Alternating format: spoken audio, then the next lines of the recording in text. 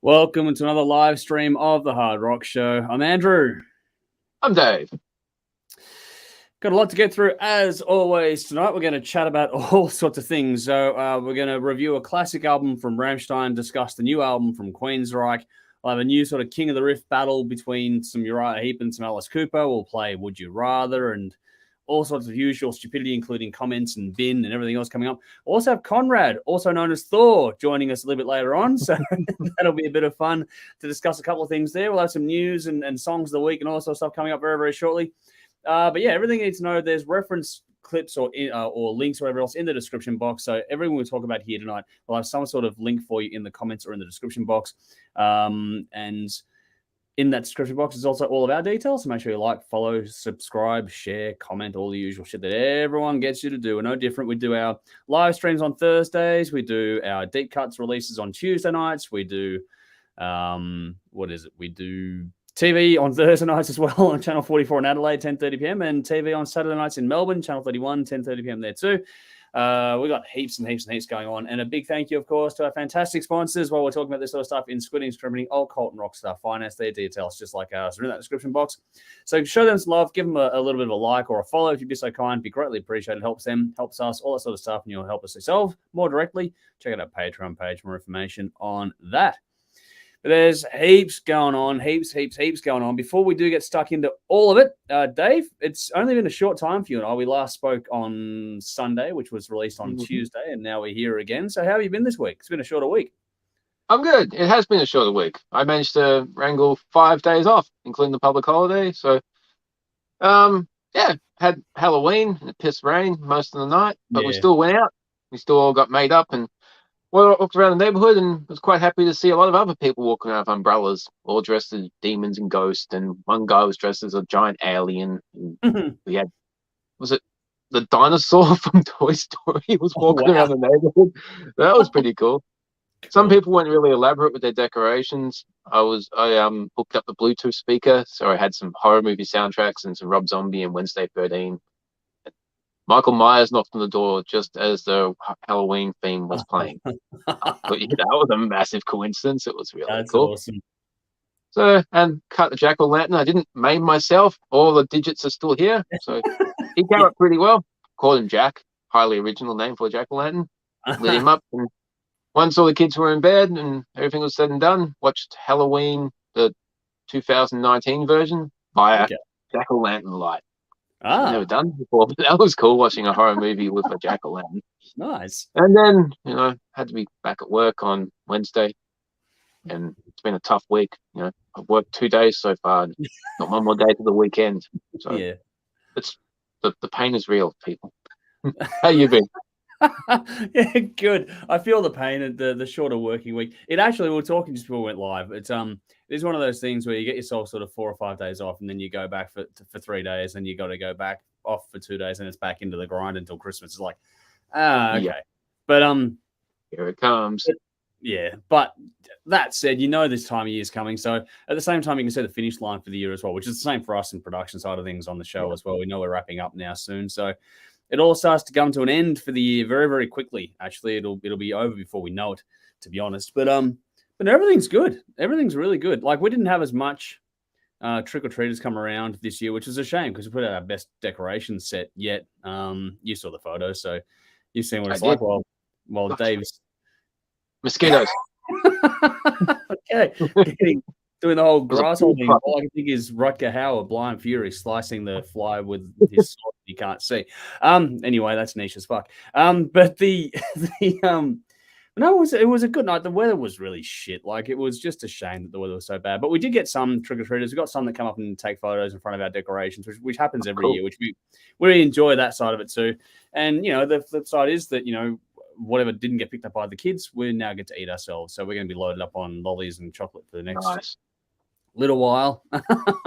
So yeah, we'll see how that goes for us. But no, everything's good. Just it's a shorter week, just getting into things and progressively working toward the end of the year. We're starting to tick off a few boxes now, which is a nice little sort of feeling as we start to wrap things up toward the end of the year. We're not done yet. We've got a bit to go, but we always have a long runway coming up toward the end of the year. So you'll start seeing some posts on that shortly as well, because we're going to do things a bit differently for the Christmas timeline when it comes to the TV broadcast. So keep your eyes peeled and get involved in the polling of those ones soon as well.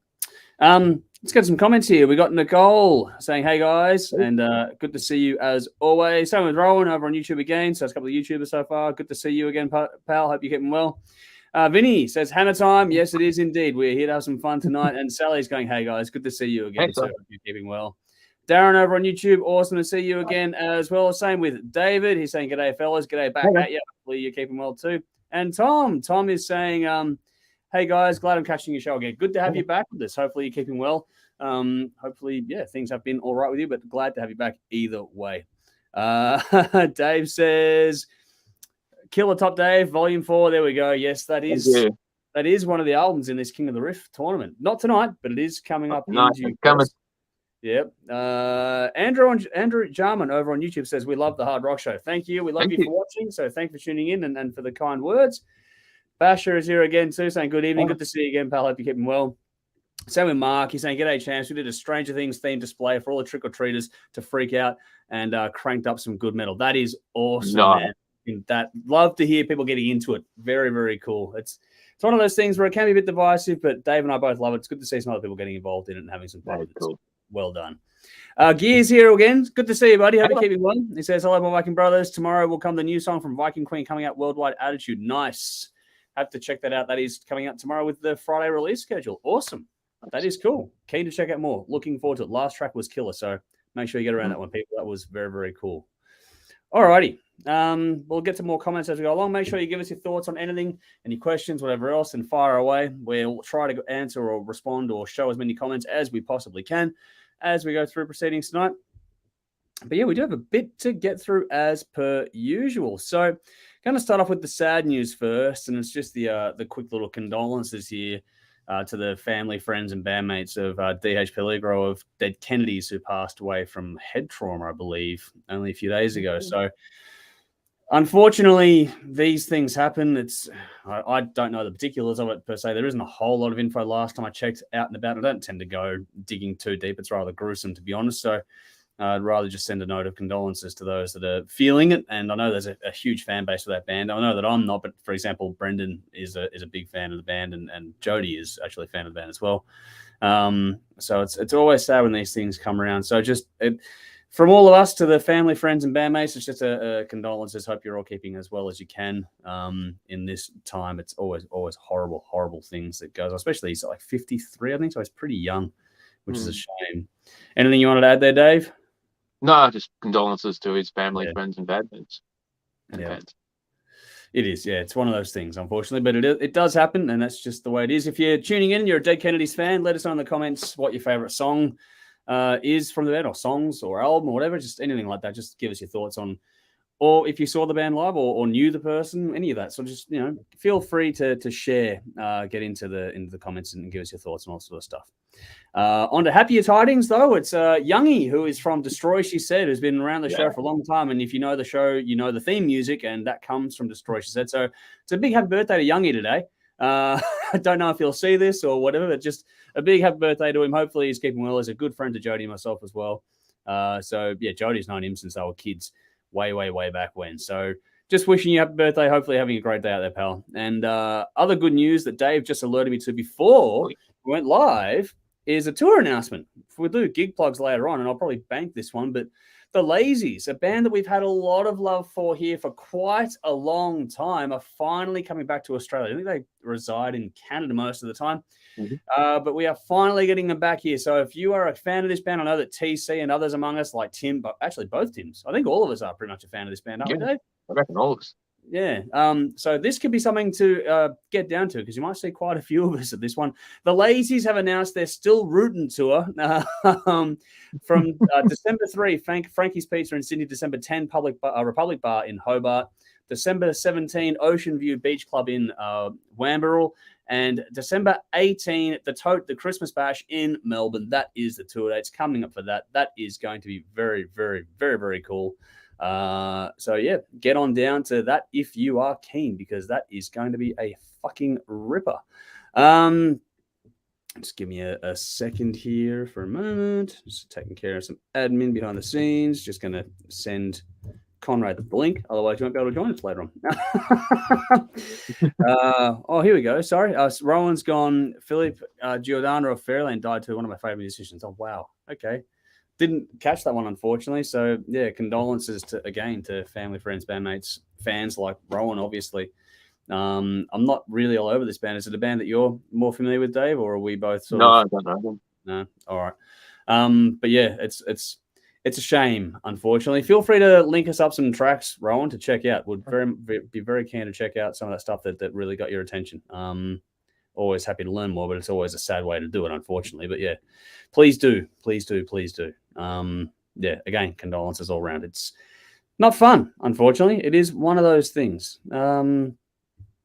Conrad's hit the link, so good. Okay, we'll bring you in when the time is right, Conrad. Just sit tight, and we'll drag you back in just like we've done before. We're going to get Thor in very, very soon. Alrighty, let's get stuck into things. Let's get into our first song of the week. And Dave, we're going to start with you because you found a particularly cool track. So in the comments, in the description box, we have Kings of Chaos with Judgment Day. And Dave, you found this, so off you go. Yeah, every week on Spotify you get your new release music, and this single of this band, Kings of Chaos. And I was like, I'll get to it. Took me 2 or 3 days to actually click on it. When I clicked on it, I'm like, holy fuck. Matt Sorum, Slash, Duff, Dave Kushner, almost Velvet Revolver. Mm-hmm. Obviously, not the same singer. But yeah, so this is from a solo project that Matt Sorum has put together with a revolving door of musicians, it sounds like. But this song, Judgment Day, pretty damn cool if you like your old school rock. You pretty much know what you're going to get. But got a hooky chorus, got a cool solo. Just got that chemistry, that vibe from Velvet Revolver. But it's good to get these musicians back together. So I'm really keen to hear what else is coming out on this project. Because, yeah, it's cool to hear music like this. This was cool. It's actually really funny how this dovetails into last week's stream. We were discussing Matt Sorum last week. And now we've got this. So it's funny how it all sort of works out. I had no idea this was coming, to be honest. Neither did I. Yeah, I love those little surprises, and it's a good one too. And that's the fun thing about it. This is just ball-tearing hard rock. There's a lot of bite to this one, which is really cool. Nothing complicated, but it doesn't need to be for this style of music. It just needs to be fucking good, and that's exactly what this is. Good hook in the chorus, actually. I really enjoyed the chorus. Not again, all very straightforward, but it's just really well done. And the intro and little spots from Billy Gibbons, that was pretty clever too. I thought that was in the video. That was a nice touch on things there. This is it's a straightforward, hard rock song, a lot of bite and attitude, but this makes me keen for a whole lot more. I'm not sure. I don't know. Have you got any more details on when? None? Okay. All right. Well, if anyone knows more, let us know because we're keen to check out more of the both of this because this is the first great swing of a song. It's like, fuck, okay, first crack, we're going well. Great solo as well, which, I mean, you expect with the lineup. It's got a lot of Velvet Revolver about it, and there's heaps of swagger. But if you like me, I do think there's a big difference between Guns N' Roses and Velvet Revolver. But if you miss Velvet Revolver, check this out. Because I really enjoyed both Velvet Revolver albums. So this could be the next sort of thing that follows on from that really nicely. So it's a cool track. I really did enjoy this one. So nice pick, Dave. Again, I like how we're doing this. We've got to pick one a week to sort of go with, and we're making sure we swing for the fences, aren't we? So make it count. Yeah. All right. Tom says Matt has a cool voice. Sounds great. Yeah, it is a distinct little bitey kind of tone, which I did enjoy with this one as well. I was actually surprised to hear him on vocals. I didn't know he could sing. Yeah, that was a bit of a surprise, but I'm really glad he did. Like it makes that's I guess another layer to the Velvet Revolver comparison because it's more like it's a bit Scott Weilandish kind of a thing. Not the same. It's just that if you're going to compare apples to oranges, there is a bit of that vibe about it. So that's why it feels more like Velvet Revolver than anything else. So I don't know. It's cool. I really did enjoy it, but it doesn't feel like a knockoff. It just feels like that fresh take on it, which is always nice to have. What do we got here? Darren says 100% cool of Billy Gibbons, which is nice. It's a cool one too. Vinny says, I'm kind of getting Ministry's Jesus Built My Hot Rod vibes from that Kings of Chaos track, which was an early 90s banner. I love fucking Jesus Built My Hot Rod. That is a great track. So that's actually a good comparison. Nice pick there too. Andrew, I see your question. We'll get to that in a moment. Let's just go through my pick of the week first, and then we'll we'll get to that question there randomly. It's a tougher one to answer that one, but we'll see how we go. So in the comments, in the description box now is my pick of the week with Orpheus Omega, Edge of Forever. This one has a guest spot from Jim Gray of Caligula's Horse. This is like an all-star lineup on this one. So in the comments, in the description box, go and check that out. It's a longer one. It goes for like 7-8 minutes. So I know Dave doesn't like aggressive stuff, but he does like longer stuff. So I'm hoping this kind of balances itself out. But anyway, I'll go first, and then we'll get Dave's counterpoint on it. I think this is a really cool, epic track for me personally. The guest spot from Jim Gray of Caligula's Horse is perfect on this one. And if you're a fan of Orpheus Omega, this feels like the really natural, organic next step for these guys. I've been following them for a while. I love the band to death, and this just feels like a great next step for them.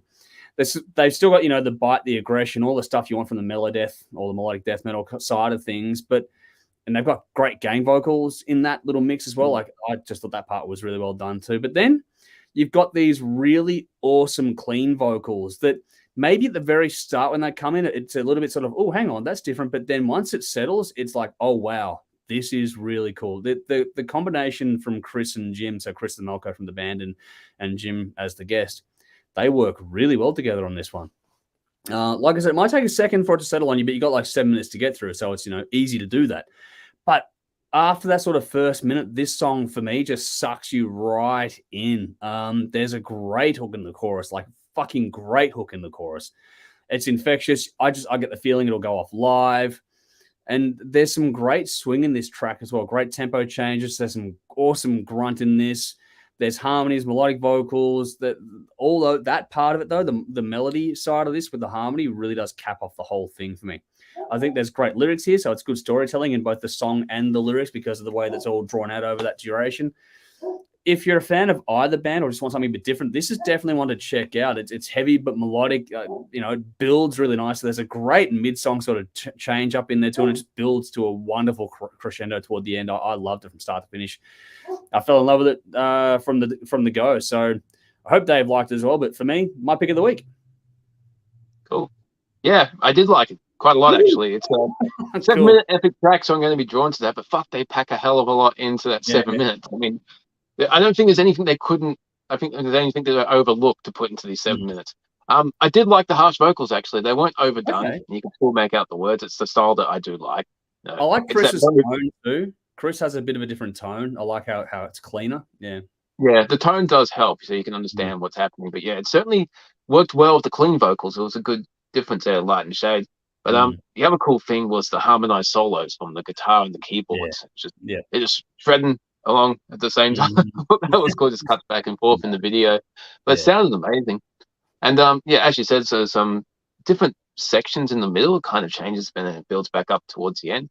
But it was really cool song. I haven't heard much of their stuff, to be honest, but if a lot of it's like this, if they're longer songs with lots of different sections happening, then I'll definitely check more out. Yeah, this song was cool. I liked it.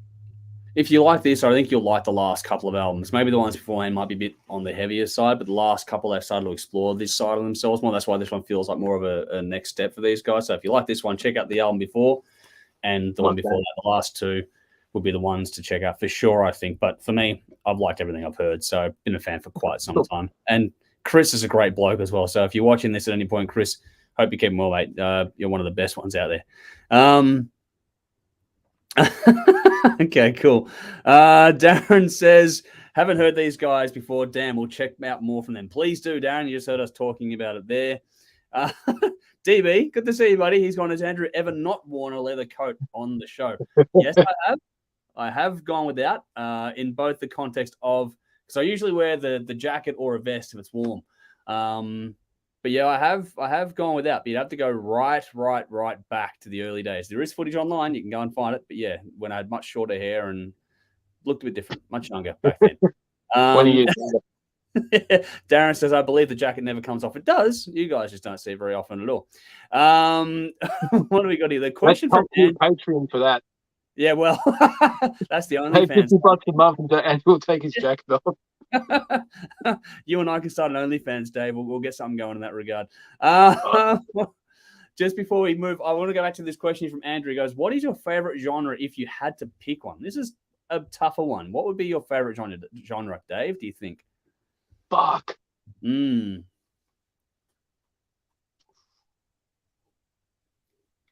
I don't know if I can answer that one on the spot, to be honest. I don't think I have one, if that makes sense. Yeah. I know there's 2 sides of my 3, 4. Shit.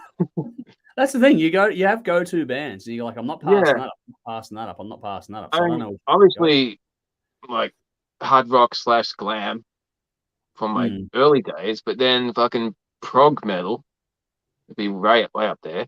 Yeah. Classic rock, I love the 70s, and then 80s thrash, and then horror punk, Wednesday 13. So somewhere in those 4, it'd probably be. Actually, one day be prog metal, the other day be glam metal. Yeah. Hey, how come no one's done prog glam? That'd be cool. Wow. That'd be weird.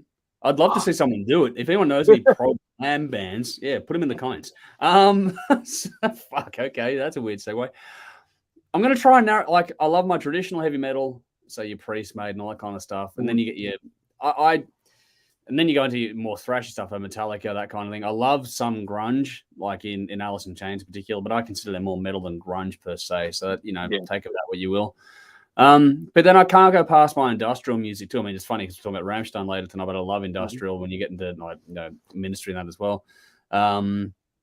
But also where it started for me was bands like Queen and Pink Floyd and that kind of stuff too. So, your classic rock stuff. Yeah, classic prog rock. Not the full-blown Dream Theater stuff that Dave really enjoys. I like the smoother, older style progressive rock kind of thing. But yeah, if you had to try and narrow it down a bit, you can't pick one genre. I don't think we'd be able to do this if we only liked one genre because we go anywhere and everywhere on the show. But that's kind of about as narrow as I'm going to go. But I listen to a lot more than just that too. If you saw either of our CD collections or music collections, it'd be fucking bonkers. So there's a lot in there.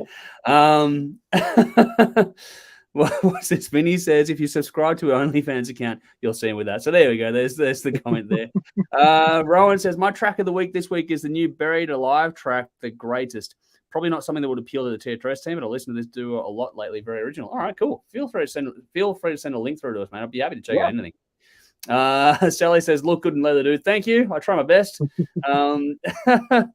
Tom says metal / classic rock. Okay, we're getting to the fan opinions here. Nick, good to see you, says heavy metal. Sally says, that's a hard question. I'm thinking hard. There's at least 4. Yeah, that's the problem. I narrowed it down to what I narrowed it down to. Dave did what he did. It's fucking impossible.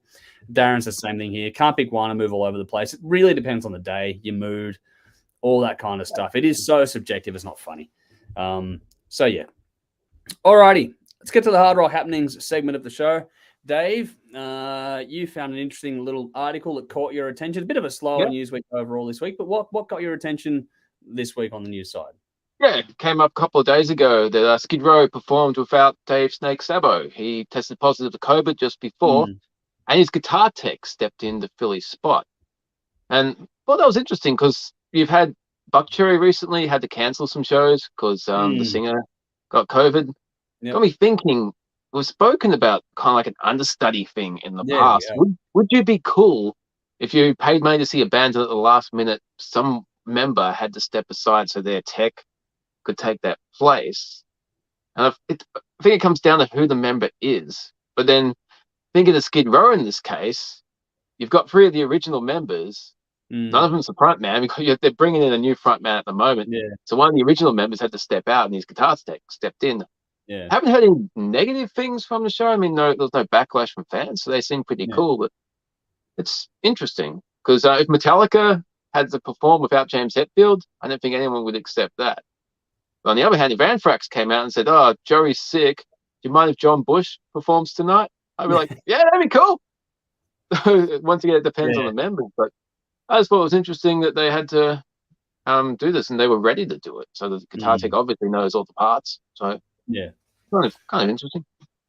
I know that Tim has picked a really good hot topic for this coming Sunday for us too. We'll bookmark this for a deeper run in one of the deep cut sessions that we'll sit down and do. But I think it's actually almost time for people to start accepting this being a norm. If it's this or the gig doesn't go ahead and the rescheduling issues that everyone's having at the moment, especially if it's an international band, do you want to miss the show or do you want to have something? I mean, you could incentivize the audience by giving them either a discount or some sort of one-of-a-kind merch, or they used to do like live recordings and from the mixing desk and stuff and actually mix them on the spot. Like I remember I've got a Slash CD in here, which only the people at the gig can sort of get kind of thing. So if you got something as a memento for it, I know that it means, less profit overall for the people running the thing, but at the same time, the audience isn't quite getting what they paid for either. But I think there'd be something you can do in that regard. But I think overall, as a general thing, I think having that understudy, or it's not the first time. I mean, when James Hetfield blew himself up on stage, the guitar tech stepped in and played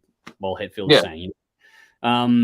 It happens all the time. If we've got to, I think, be a little more understanding that people are human. I know it's not exactly what you want, but I think a way to mitigate this, if bands think ahead, would be to have the quote-unquote understudies or techs be part of the social media content. So, you get the behind-the-scenes DVDs of like tours or a particular show, and you always see the band interacting with the roadies or whatever else have you, that crew side of things. Get more of that banter, the team, as part of the social, and that way when something happens, if the audience, which they're following them anyway, most of them will know at least something of the person kind of thing, as opposed to a random blow-in as far as they know. Not that it is, but that's how they'll feel about it. Then I think that'll make it'll feel like more part of the family kind of a thing. So you could even have things like, if you got a guitar tech, have them dueling with the actual member of the band and just seeing what happens kind of thing. Just shit like that for social media stuff before you go on tour. That way, if something happens like this, then instead of rescheduling, it'll feel more acceptable, I think, to the audience if they have a feeling like they know this person as opposed to something that's a complete stranger stepping into the void. Other bands done really cool things too. I think there was one show, I think it was it's a math metal band. I forget the name of it now, but they had their singer go down, couldn't perform. So they performed instrumentally and just had like a cardboard cutout where the singer would be. You've had other ones too where they've had, if it's a festival thing, for example, you get other singers to jump up and do a song with the band each kind of stuff. Or remember Lars had to go to a hospital one night and Joey Jordison stepped in at some festival. And some other drummers did some stuff as well. They had other ones where they've had fans get up and do like a karaoke session with the band. So, you have in Melbourne, didn't they? Sorry? Slayer did that in Melbourne. Maybe that was one I'm thinking of. Got some people out of the audience. So there's ways to make it work. I think that if it's that or we reschedule, like, for example, we're still waiting on Iron Maiden to reschedule, 2-3 years later on kind of a thing. So what are your options? I would rather go with the show than have the reschedule and wait. And then you get that one-of-a-kind kind of a moment to share with the fans that were there. Like people talk about things like the when Alice in Chains and the barrier broke and everyone got kicked out, or the Calder Park, Guns N' Roses one all these years on. Everyone talks about these events. I think that's there's something to that. I don't know how exactly make it work, but there's a lot of scope there to play with it if people get a bit more accepting of this sort of stuff there. So that's what I think of that one. Anyway, what do we got? We got back to the leather for a second. DB's gone leather balaclava. Well, that would be definitely for OnlyFans. Yeah, I know. We're getting someone now. Bring out the GIMP, but the GIMP's sleeping. Rowan says I posted links to Fairyland and Buried Alive, but I don't think this chat allows you to post links. Not in this chat, no. But if it's in the stream chat over on YouTube, we'll be able to dig it up later on. Nicole says, Boz Skaggs 1 minute. The next song can be Anthrax for me. Yeah, that's how people are chopping and changing between music tastes. Here we go. Tom says, Kiss have been doing that for years, which is a fair point. So, I had Tommy ready to go when Ace was only showed up 10 minutes before the gig. Ace walks in and sees Tommy dressed up as Ace. Yeah. And Ace punched out Tommy. Yeah, well. Then you got, but also Motley Crue recently had it with, you said Tommy Lee had to pull out right at the last minute for, I think it was a back injury or something like that. So, or rib injury. I forget what it was. But so this is a more common occurrence, especially with aging stars. So think about it in that context too. Andrew says, thanks for answering the question. You're most welcome. We do what we can. Yeah, Darren's going to pop into Discord, so I think he's already doing that now. Tom says, John Bush is talking about doing a solo tour where he sings all Anthrax songs. Major thumbs up. Now, that would be cool. That would be cool. Fuck yes. That would be very cool. Yep. Ben Stevens says, hard rock, just Pips prog rock for me. Good choices there. Both genres are nice. And Rowan says, yep, good idea. Put them in Discord. So they are in the Discord chat. There is a Discord link in the description box if you're going to check out that chat too. Sally says, John Marshall did fill in for Het on guitar, but he was still there singing. I have to admit that if I went to the Metallica and James wasn't there, I'd be fucking gutted. We have to roll with these things because shit happens. I love Lars, but I would have been stoked to see Joey and Dave filling in on that night. And that's the thing about it. Like, if you get the right people or make the people feel like they know them, it'd be one of a kind of a night. So I think there is a lot of scope to play with in this space. All right, my one was a bit of a different news article for this week, and this is out of the box. It's about Dolly Parton, believe it or not, and she's caused a bit of a or not her actually. The Rock and Roll Hall of Fame wanted to induct her, and she said, "Not at this time. I haven't done a rock album, so I don't feel like I deserve to be in there." But in honor of that, she's actually going to go and make something of a rock record coming up in the near future, and she's actually trying to get Robert Plant and Jimmy Page to reunite for a new take, her version on Stairway to Heaven. Which is kind of cool. It'd be interesting, guys. Those guys don't do a lot together anymore. Very, very rarely indeed. So it'd be cool to sort of see that happen. But also, if that's, she wants to get a lot of people in on this one too. I think there's people like Heart's Nancy Wilson wants to get involved in it in this record too. I think she wants to get people like anyone from Miley Cyrus, make it that we will be sure. Someone's going to be like Stevie Nicks, Lady Gaga, Jimmy Fallon, all sorts of guests on this one too, but all of a sort of a rock-themed kind of album. I think the biggest article for me, or part of that for me, is personally how you'd be able to get sort of, Jimmy Page, Robert Plant back together again, but just be a quirky kind of thing to see how that comes out, because if anyone can do it, believe it or not, because she has a lot of pull with a lot more people than you think, it's actually kind of strange how much power she's got and what she's been able to accomplish if you look outside of the music world. I reckon she'd be able to do it, and it'd be a hell of a feather in the cap. And I'd back her talent. I know people might not want to hear that per se, but I would back her talent to be actually able to pull off something pretty bloody interesting, if nothing else. So I don't know. It just was a bit of a curious one. Not really a segue topic, just something that I sort of just popped out of like, that would be cool if you get those two to do a re-recording of Stairway to Heaven with Dolly Parton on vocals and just do something different, and then, build a rock record around that. Be kind of cool. What do you think? Yeah, it'd be interesting. I got a lot more respect for her recently when she basically told the Rock and Roll Hall of Fame to stick it because she hasn't done a rock and roll album. And now she's going to do a rock and roll album. So at least she actually knows what rock and roll is. Yeah. She does have a good voice, so I'll be curious to see what this would turn out to be. I do remember, like decades ago, she made a movie with Sylvester Stallone where she got him singing, believe it or not. Wow. Okay. I'm not tripping balls. This actually happened. There's this big grand thing at the end where Sylvester Stallone is going to do it with Dolly Parton. So I'm sure it's actually on YouTube. Look for it. You have to send me a link, man. So if Sylvester Stallone gets a guest appearance on this album, I'll be happy. They can revisit that recording that you're talking about. Yes. You're like having Dolly Parton perform with a metronome. Like, it'd be bizarre. I'm sure he does a better job than Schwarzenegger. That would have been interesting. But yeah. Oh. To get Robert Plant and Jimmy Page back together, I mean, I love the unlettered stuff that they did in the mid-90s with the new takes on the old Zeppelin stuff. But I don't know either of them, but I think Jimmy Page would be keen for this. I don't know about Robert Plant. I mean, he likes collaborating with people. Revisiting Zeppelin stuff for him, I think he's happy to talk about it. He's proud of it, but I don't think he wants to go backwards. Yeah, he did that solo album with Alison Kruger. Very different, but it's very much Robert Plant. And saw an interview with him 2019 maybe on some late night show, and he's just comfortable, happy doing what he's doing. But who knows? If anyone could talk him into it, maybe Dolly can. So it'd be cool. They had this one of those rock singers and guitarists. They had that connection, like Mick Jagger and Keith Richards, just two of the greats. So Joe Perry and Steven Tyler. When those groups of people get together, it's always something special. So it'd be cool to happen. I think if anyone's got the respect of the wider music industry to sort of get those two in a room to work on some of this stuff, I reckon she'd be one of the few that would have that sort of pull. So, don't know. I'm slightly different though. I went to see WWE once at Rod Laver Arena. I went out the front with my mate, and these two kids, they would have been maybe 15. And there was a big poster for Dolly Parton coming up in a couple of weeks, and one kid's like, "Oh, Dolly Parton's coming," and his mate's like, "Shut the fuck up, man! It's a wrestling crowd." I don't know who'd actually bag someone for that. To be honest, like I don't know who would think that way. She's one of those ones where everyone seems to like her.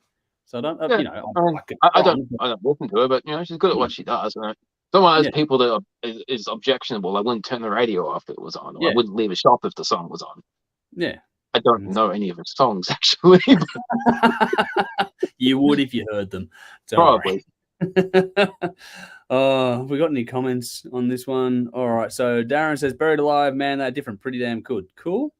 Vinny says, I appreciate Dolly's honesty. Doesn't make me want to doesn't want to make a boob of herself to rock fans. He wants to keep abreast of John Fryer. Well done. Well punned, I should say. Jolie, good to see you. She's gone. I admit I love country as well, but could be interesting. Yeah, well, there you go. A lot of people like country music. DB says, love Dolly. She's got a song called Jolene. That's it. That's that Jolene. Yeah, that's one of many. Yeah. What the hell is Jolene like? If Dolly Parton's man's going to leave her for Jolene, what the hell? Well, yeah, you got to think about that, especially back then too. Sally's gone. Love Dolly. Great idea. I'd be really interested to hear that. She goes, the boobs help. That always does. Here we go. Both Darren and Vinny have gone 9 to 5, Dave. So there you go. Yeah. There's a song that everyone knows. All righty. I can see Conrad nodding away in the background there, which is just interesting. All righty. It's release time. Every Friday is release day. So we always have a big list to go through. So, Dave, what are your picks for what's coming out tomorrow that's got your attention?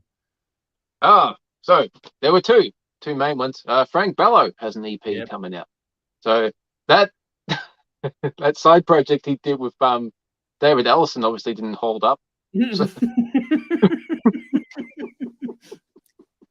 So much like David Ellison, it looks like Frank Bello's gone solo from his solo project. Oh wow. Yeah. Yeah. So little EP, we'll give that a listen. And the Pretty Reckless Other Worlds album coming out. That's pretty quick because their last album was only last year, and that was fantastic. Well, it's not a new studio album per se. That's a mix of things like acoustic versions and rearrangements of songs they've already done. So that's why it's called Other Worlds. It's them taking on their own songs and doing it differently. So I don't know what's in the track list, but that's what that is about. So yeah. Okay, give that a listen. Less impressed now, but still curious. Cool. Well, I've got the same two on my list. So Frankie Bello, Then I'm Gone, the EP, and also the Pretty Reckless Other Worlds. I'm a huge fan of that band, so I would just like to see what they do when they take on their own stuff in a different way. It's always fun to hear bands go back and revisit, rearrange, or do acoustic versions of their songs. I'm a big fan of it personally, so I'd be very, very keen to check out that. Also, Voivod have an EP coming out tomorrow called Ultraman. They always release some very cool, fun stuff, so I'm going to check that out as well. And also the mighty, mighty Devin Townsend. I'm not going to pass this up. New album coming out, Light Work. Very, very keen on checking that out. I dare say it's going to be one of our Deep Cuts reviews next week, Dave. I'm very, very keen to get onto that one. That'll be not this Sunday, but next Sunday we'll go and film that one. So it'll be out a week from Tuesday. But yeah, there's a big list going on there. Not as many re-releases this week, which is good. There's a lot more new releases going on. So let us know what you're keen to check out. There's a few things coming out tomorrow. But there we go. Andrew says, love Outlaw Country and Dolly. So there we go. Nick says, thanks for keeping us abreast of Dolly Parton news. You're more than welcome. Tom says, Plan has done 2 albums with Alison Krauss. That's the one personally. I don't think they would work together. There we go. Tom says, if one finds out the other is excited about a song being used on a certain show, the other one will squash it. It happened with the other show, Entourage. Not sure you guys get that show. I haven't watched that one, so I really can't speak to that, to be honest. I don't watch a lot. It's funny, we make TV and stuff here. I don't watch a lot of TV personally. I haven't got a lot of time. Alrighty, time to play a bit of Would You Rather. And Dave, I have picked a very torturous choice this week because it was almost going to be my news pick of the week, but I figured I'd turn it into the game. And that is Taylor Swift. Yes, I know we're going out of the box tonight. Speaking of, younger sort of country-infused stars here. But Taylor Swift has decided to take Paramore out on the new tour, which I think is actually a really cool thing. Now, there's a lot of history between the two artists, and it's not like they're picking someone up and going, come with us. But it just gave me the idea, okay, if you, like Dave, the rules for this are pretty straightforward. I only gave you a brief sort of outline in the chat, but basically, you have to sit in the booth. You can't leave the show. You have to sit all the way through it to go from start to finish. You'll have drinks and whatever you need to get you through it, but you have to sit and watch the entire show, right? And so I came up with 4 lineups in mind, bearing in mind that the idea here was that to try and find someone that crosses over with the mainstream world and could bring a band or artist along with them to get them a whole lot more exposure, because I think that while Paramore just released a new song, and they've done some really good things, Taylor Swift will probably take them to a whole new level when it comes to people being aware of them. So I just think that it was a cool exercise in sort of picking your poison. I've got some horrible lineups here, so we're going to have some fun with this. So we have to pick which one we would go to. You have to sit all the way through it, and this is the pairings I've come up with. So we have Taylor Swift with Paramore, Ed Sheeran with Melbourne actor Joshua Batten, Pink with The Pretty Reckless, or Machine Gun Kelly with The Warning, the Mexican band that we've both really discovered this year. So, Dave, pick your poison. You have to sit through one of these ones. Which one would you rather sit through?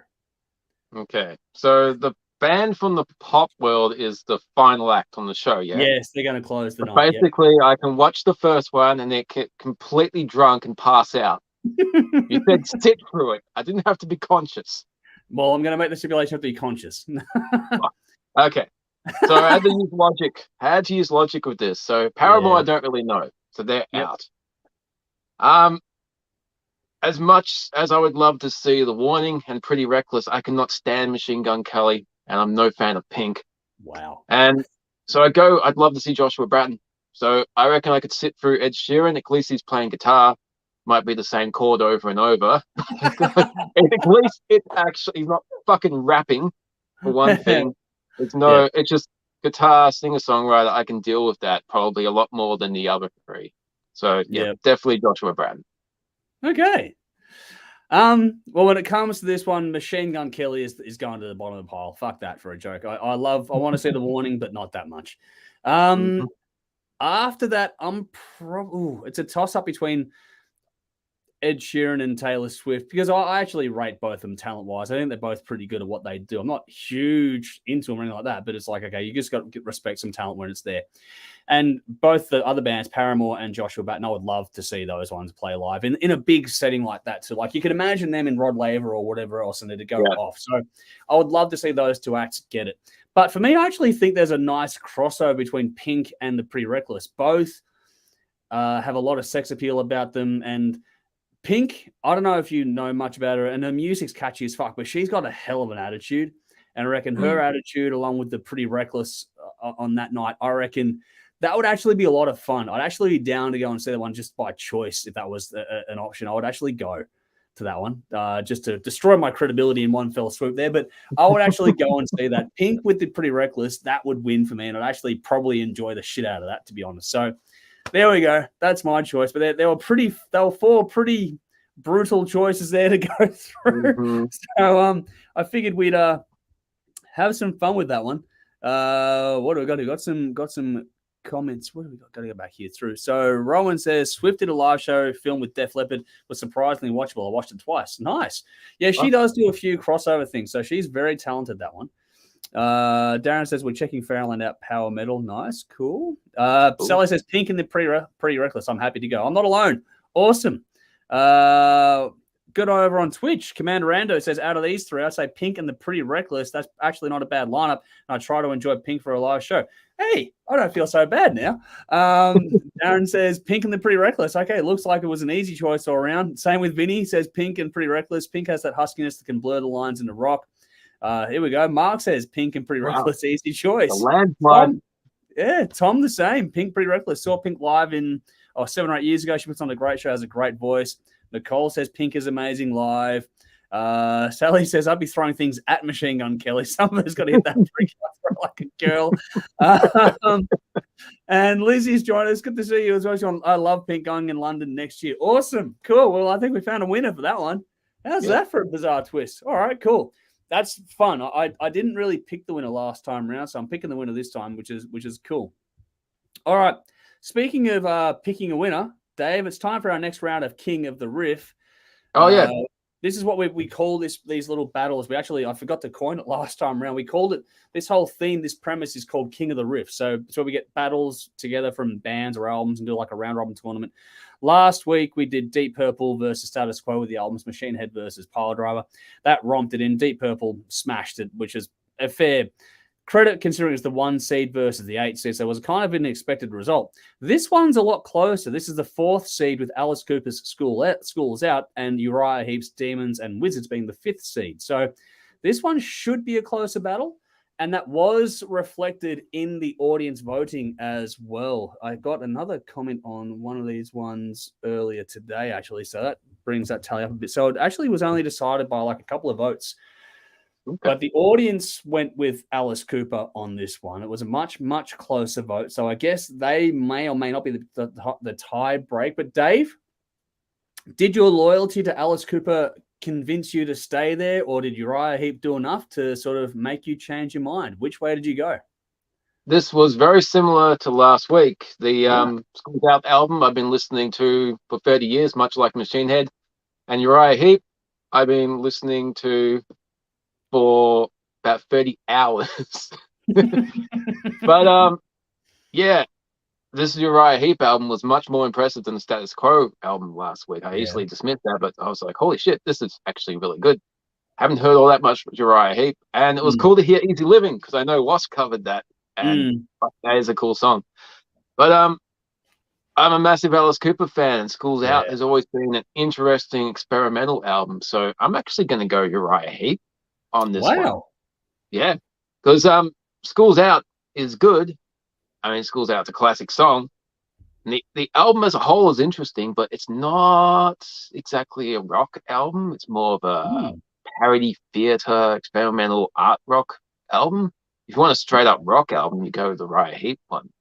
So it's a niche Alice Cooper album. I put on probably after Killer or Billion Dollar Babies. It's not my go-to from that era. Yep. Whereas I honestly think the Uriah Heep album is a stronger rock album. So I'm going with that one. Nice. I actually didn't expect that, to be honest. I really thought you'd go with Cooper. Wow. Yeah, just I just painful, thought. But Sorry. It's painful, but yeah, that's the way I'm going. Oh, well, that was because my main argument to this was, does one really big hit song make an entire album? And my point of view on that is, generally speaking, no. I mean, Schools Out, it's an iconic fucking song. The bookends between this and like Alma Mater and the Big Farewell at the end of the album make a lot of sense, those two moments together. But in between, like I've seen some people try to make this a concept album. I don't think it's meant to be one because it sort of goes from this coming of age kind of thing into like this weird version of this cat take on the outsiders in between, which is strange. Like it's all well done. Like it's not that the songs are good, all that sort of stuff, production's good, all those things are there. It was just that it just, like you said, experimental album, which it is, but at the same time, the songs just tend to go into some really interesting territory and doesn't quite flow the way I would like it to as an album. It's all well done. Each track is good, but it is a bit of a jolt when you go from it's almost like the Schools Out, which is like, the rocked up version of the end of Grease kind of thing. It's like, hey, we're all getting out of here, fuck it off, kind of thing. And then it goes into like this weird cat fight in an alley, which sounds like a demented take. It's like Cats meets the Outsiders. It was just weird. Topically to sort of jump one another. Then at the end of the album, you've got the album art thing where they're saying, don't forget me, I'm going away kind of thing. It's like, I don't understand. I don't, there's not a flow to it that makes sense. That's all well done, but it doesn't quite make the sense I want it to make when it comes to listening to an entire album. That said, Schools Out, one hell of a fucking song. I was also curious, and you'd know better than me, about how many songs aside from Schools Out would be in the set today. I think Schools Out would be the only one. Yeah. So that kind of... And he revisits old album tracks a lot. I don't think he's ever dug up one since that tour. Okay, well, that probably solidifies my point even more. Because Uriah Heep, I'm not overly familiar with a lot of their stuff, but this was a really pleasant surprise putting these albums back to back. This one flows well. It's not meant to be a concept album, but it almost flows like one. There was a lot of chapters to an overall sort of story or a vibe on the way this one was listening to it. It's not forced. It felt like it was a natural thing to go through. I don't know, it just all fit, and it's much more classic rock. So if you enjoyed Deep Purple, for example, it was a lot easier to cross over from Deep Purple last week into Uriah Heep this week. There was a lot of whatever space we're in at the moment. That just made a lot more sense to me. And the compositions, the songwriting performances across the one, there's some great harmonies, different vocals in there. That was all really nicely done. And just I like the the sort of trippier side of things made more sense on this than it did on the Alice Cooper album, if that makes sense. Like musically, it just had a bit more to stick onto when it came to the rest of the songs. It's not by a huge margin, but I'm gonna go with Uriah Heep as well. Which is, it's funny because that was the audience choice got closer and closer toward the end of it all there too. So I'm gonna go with Uriah Heep, which I didn't think that you'd go down the same path. I thought Alice Cooper's loyalty might keep you there, but yeah. Thought we need a tiebreaker. We don't need a tiebreaker. So there we go. So Uriah Heep are going to go through. People aren't going to like that, I'm pretty sure, but we'll see how we go.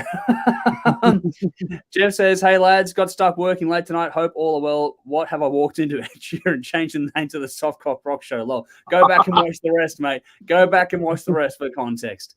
Darren says, love Alice Cooper, love Uriah Heep. Demons and Wizards is awesome. Yeah, Demons and Wizards is pretty good. Andrew says Uriah Heep. Jeff says Uriah Heep had the original drummer from Blizzard of Oz and Diary of a Madman, the late great Lee Kerslake. Rest in peace. Yes, definitely.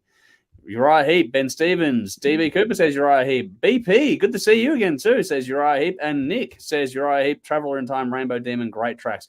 Okay, I think we're on a winner. Rowan says Uriah Heep. So yeah, Uriah Heep are definitely going through tonight based on the chat. So there we go. Have another winner. They will face, I don't know who next, but yeah, Uriah Heep are going through. It's funny, the 5th seed beat the 4th seed. So we did get an upset technically on this one round. Next week's battle, so King of the Rift next week is Deep Purple Made in Japan versus Blue Oyster Cult self-titled. 2 very different albums. We'll see how we go with that one. That's going to be an interesting little round there. All righty. I see Conrad is sitting there waiting patiently to get involved in this. And so we're going to bring Thor in to talk about a couple of different things here tonight. So let's get him in here. Everyone say hello to Thor. Hey. Can you hear me okay? Yeah, we can hear you good, man. How you going? Good, very well. Thank you. Cheers. That's good.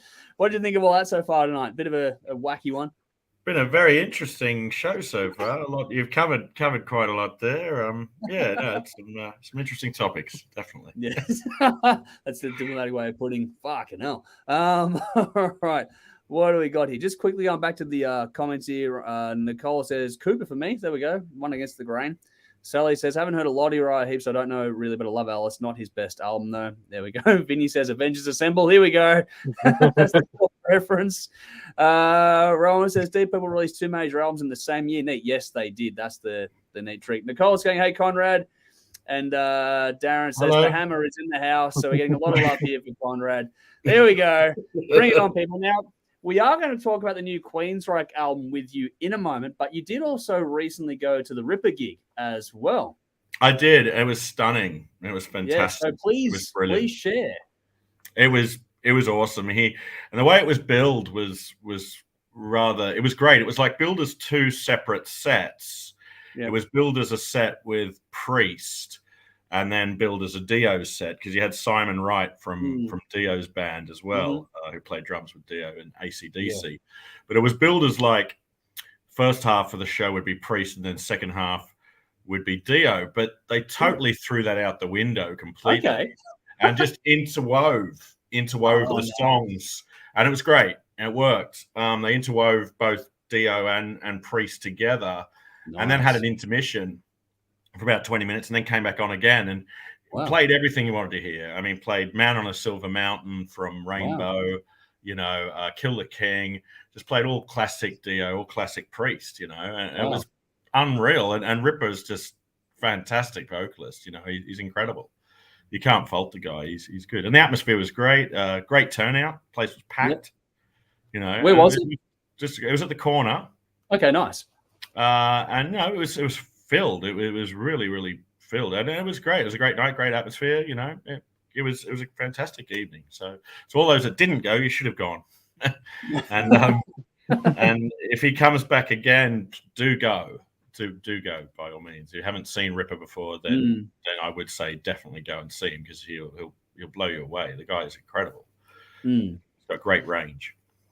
Was it all Dio and Priest stuff, or was there other stuff? Pretty much. It was, predominantly Dio. I got pretty pissed as well, so I can't remember. I confess. I can't remember everything. I was hoping to hear some Iced Earth, because he played on some Iced Earth records. I think he did like 2 albums with Iced Earth. So I was hoping to hear some of those songs as well, but he could have done, and I can't remember. But from what I gather, I don't think he did. Cool. Because he's been really busy lately too, doing a lot of guest spots on different stuff too. He's really been busy over the last couple of years. So it's cool to hear him doing other stuff out and getting out and about as well. Yeah, no, he's great, and you know, it was a great show. I hope the tour was a success. I hope he'll be back in some form or another, or I hope some big band snaps him up. You know, someone looking for a singer snaps him up. I mean, even doesn't necessarily have to be like you guys were talking about supergroups the other day, last week. I mean, he could fall very well into one of those all-star ensemble kind of bands. And he's really good. So it'd be nice to see some people out there utilize the guy. You know. I'm not sure if he's difficult to work with, etc. I don't know, but yeah. I don't think he's got a particularly terrible reputation or anything like that. But no, he's really, really good, and I would like to see him go. I guess not completely trade on the fact that he was in Priest and did the Disciples thing, but forge a career now again of his own and go out and do something with a band, you know, and it'd be great to see that because he's. I'd be down for that. I hope it goes well. I hope that tour was a success, and even if it was him and Simon Wright starting to write some new tunes together, that'd actually be pretty cool pairing, to be honest. Yeah, absolutely. You know, the band were faultless. It was really good. So I don't know who the other guys were. I'm not sure if they were just hired hands here in Australia. Yeah. I'm not quite sure. I didn't really. Yeah. Maybe I'm too pissed to remember who those people were when they were introduced. But doesn't matter as long as I had a good time. That's the main thing. I had a very good time. Yeah. How'd you feel the next day? Oh yeah, everything hurt. Everything hurt. So yeah. I felt like I've been run over by a train. That's how it works. It was good. Awesome, man. Sorry? It was worth it. Worth it. Awesome. I don't think I'd had a night out for a long time like that. So it was time to let my hair down and cut loose and have some fun. So yeah. Awesome, man. Glad you did. Glad you had a good time, and thanks for sharing your thoughts on that. Really do appreciate that little bit of bonus stuff there. That's really, really cool. Just quickly, did you have a winner for you personally on the Uriah Heep or Alice Cooper one there? I can't say I'm familiar with Uriah Heep. Consider it, and you know, I've been to the UK many times, back and forth many times, and there's still quite a popular band in the UK, and they still sell. They can still play some half decent sized venues in the UK. You know, we're talking like about 3,000 seaters in the UK. So they can still fill and do quite successful tours throughout Europe. But I'm just not familiar with them. They're just one of those bands that went under my radar. You know. Yeah. No, it happens. There's heaps. I think we've all. There's a lot of bands out there. So. There are a lot out there. All right, let's quickly get to some comments before we go on to the. Sally's gone, hey Thor. There we go. Nicole says Owens has an amazing voice. So there we go. Nick, a KK's Priesthood Ripper would be cool. That would be. There you go. Perfect. Yeah, that would work. They could snap up. KK could snap up Ripper and use him. Yeah, that would work. Definitely. Yeah. Jeff says Ripper is one of the best vocalists ever. Love his stuff. The only thing I can remember not enjoying his stuff was with Yngwie. The Glorious Burden is a fantastic album from Iced Earth. Wayne, one of our guys, Wayne, he loves Ripper and Iced Earth too. So Wayne, if you're watching, we're getting a lot of love for Ripper tonight. Yeah. Vinny says Loki had to carry him home. Here we go. I'll pay that. That was good. Yeah, well done, Vinny. Well done, Vinny. BP says Uriah Heep are legendary. And Basher says Alice Cooper Schools Out resonates throughout my youth. Our school played the title regularly during class breaks. Well, there you go. It is one of those songs, but yeah, the album unfortunately wasn't quite enough. So Uriah Heep goes through to the next round. But anyway, enough of that. Let's move on to something very, very new. Something that's only a matter of a couple of weeks old now. Sorry, hang on. And Andrew says, any love for the sensational Alex Harvey band? Anyone there? Can't say for Mill. Sorry. Unfortunately, I'm in the same boat. Sorry. Yeah. I know the name. I know the name. I just haven't checked it out, unfortunately. We've all got I think if we all made a list of bands we wish we knew more about, it'd be longer than everything we've done on the show. So we've been going this for over a decade. There's too much. So we always try and check. We can't, unfortunately, get on top of everything. But Nicole says, yes, me. So there we go, Andrew. There's one for you. Nicole says, love for the sensational Ace Harvey band. Very good. There we go. And Nick chimed in saying, saw a bit Ingve at Bang Your Head. Also on the bill was Judas Priest, Ice Earth, and Ice Earth, his previous band. So that would be a fucking interesting night to be at. That would have been an interesting night. So all right. He might have done some Ingve stuff. And okay. Unfortunately, there's a thing, there's a site called setlist.com or something. I wonder if they'd have a setlist. I'll have to go find that and then refresh your memory and see if that brings back anything for you. Oh, wow. You'll never ask me to review a gig ever again now. I reckon it's great. We're not having him review a gig because he'll get pissed and he won't remember it. That's why you got your phone. That's what it's for. You just take a bootleg on your phone. You'll be all right. Anyway. What do we got here? Darren says, just looked it up. James Morley from the Angels and John McDonald from Rosa. There you go. Darren's looking it all up now. So that's who the rest of the lineup was. That's a pretty fucking good lineup. So well done there. Yeah. Jeff says, Thor is fantastic. Any love for band Thor from Thor? Oh, my God. I'm familiar with that band. And terrible, ghastly, just awful. makes Manowar look fucking amazing, like phenomenal. You know, to me, that's saying something. Just my point of view there. But anyway, I'm going to move on from that because I'll get flamed in a second. I like Manowar, but Alex Harvey's very Bon Scott like. Okay, cool. And Nicole says, I just don't like Ingve. There's plenty of people that don't like Ingve. I'm probably up there with them too. Just to be more polarizing tonight than we've already been. Anyway, into the comments, into the description box, going to put a link there from Queensryche track Hold On. That is your reference track for the new album there. Well, this is, Conrad reached out to us and said, hey, I really want to talk about this album a few weeks ago when it came out. So we figured we'd rearrange schedules and at our end anyway, and just said we wanted to get this one with Thor as our accompanying member for this one here. So quickly, let's get into this one now. So this is Queensryche with Digital Noise Alliance. Like I said, the reference track you to check out is Hold On. 12 tracks for 60 minutes, the 16th studio album from the American band, released October 2022 via Century Media Records. Produced by Chris Zeus Harris at 3 different studios across the US. At least 3 singles have been released, including Extremists and Behind the Walls. This is the first album with Casey Grillo on drums, and this special additional review is prompted because Thor wanted to join us for a little chat about this one. But we'll make him the meat in the sandwich, as we usually do, and go to Dave first on this. So give us your thoughts, Dave. Yeah.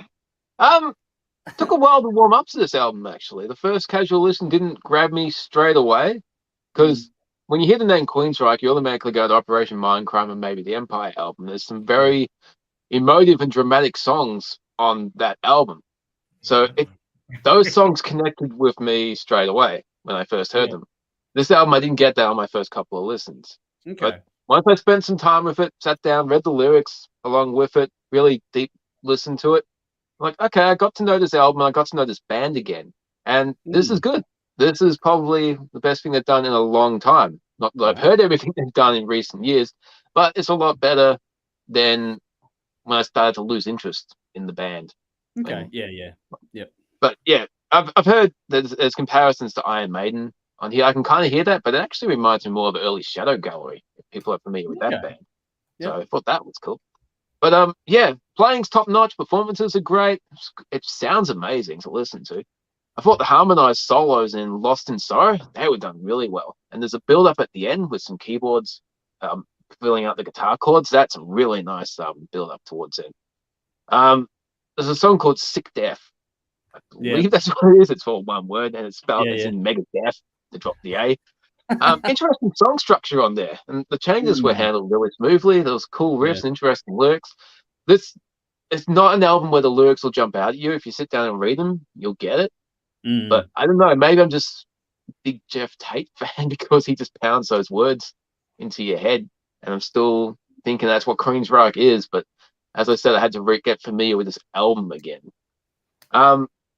Forest was a nice change of pace. It was a slower, laid-back track with some lyrics about loss and regret. I thought that was a nice way to mix it up a bit, and then it kicked back into full gear later on. Tormentum the spoken word in there, that reminded me of old school Queen. So I can like, okay, cool. This is the band I'm familiar with. And they ended it with a cover of Rebel Yell, which a lot of metal bands have covered, but not as well as this. This was actually really, really good. Yeah, they're never going to top Mindcrime or Empire, but like I said, this is probably the best thing I've heard from them in quite a while.